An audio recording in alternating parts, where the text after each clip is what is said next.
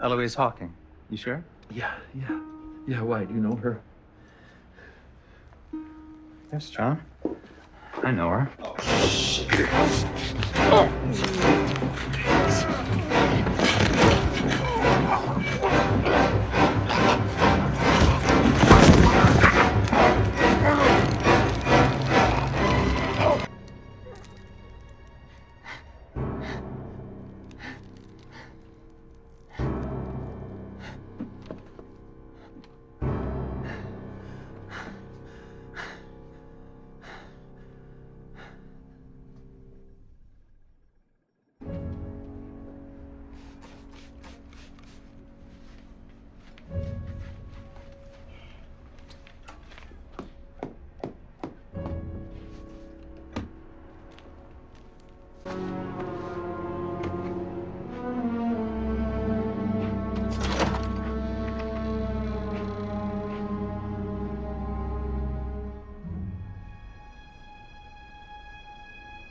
I'll miss you, John.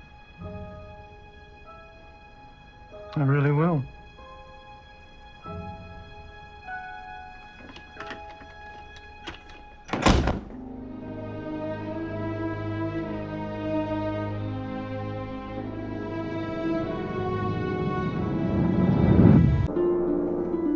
Okay, so okay. Hurley and them went back in time, right?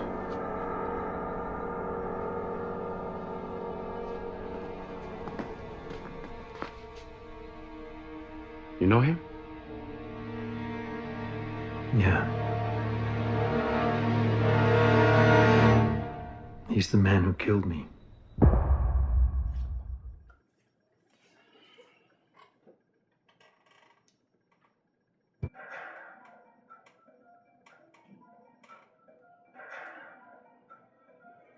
I'm going to need time to digest this. No words. No words just yet. I feel like Ben had a plan of some kind, but right now... Alright, so it's been about 10 hours since I finished that episode of Lost.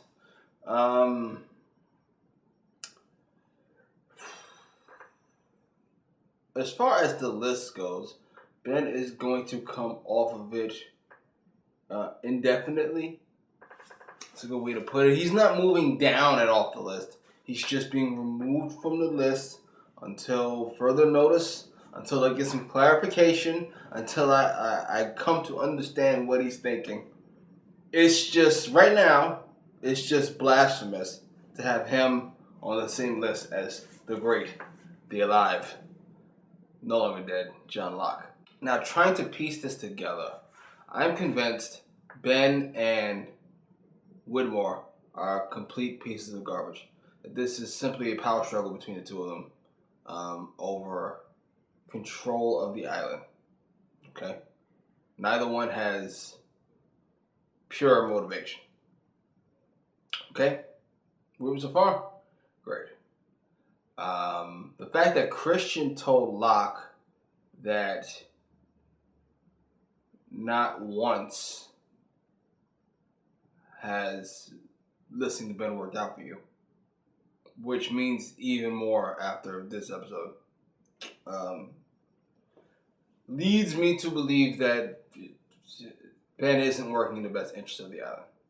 That's why Jacob stopped talking to him.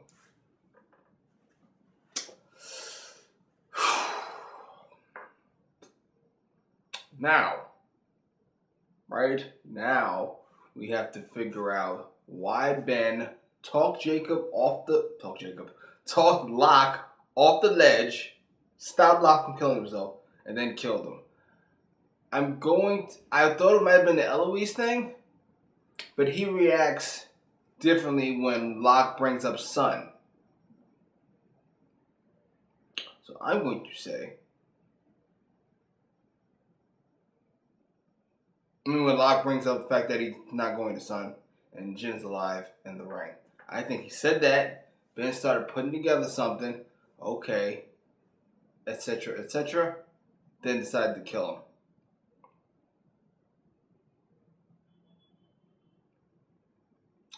So, the only conclusion I can come to is that Ben needed Locke, right? Ben needed Locke to talk to the Six, right? He needs them all to come back to the island.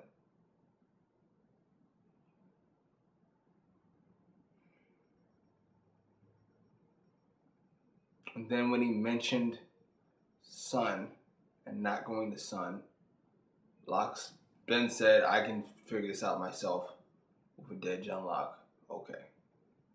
He's got to go. But even then, it doesn't explain why he would need them all to come back to the island to begin with.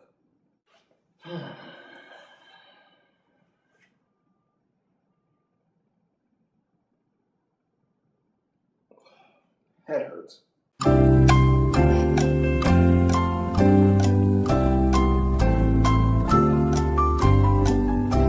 What is going on? Fantastic performance by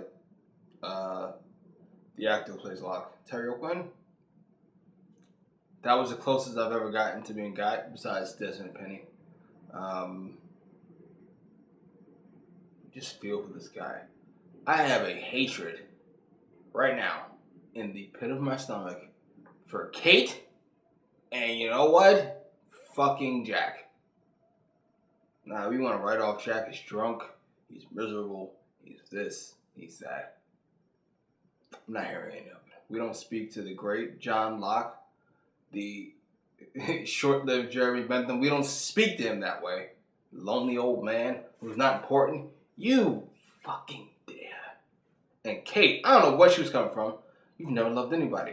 Dude opens up. Locke opens up for the first time and just throws it all out there. And she's like, huh, bitch. That's basically what she said. Look at you.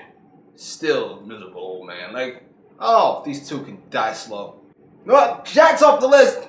I got a list. Here's the order of my list. It's it. As for the list, Locke at 1. Ben comes off. He's not fallen off. He's just removed. He's in purgatory. Everybody else moves up. Jack comes off. He fell off. Disrespectful. And everybody else moves up. And then Richard and I think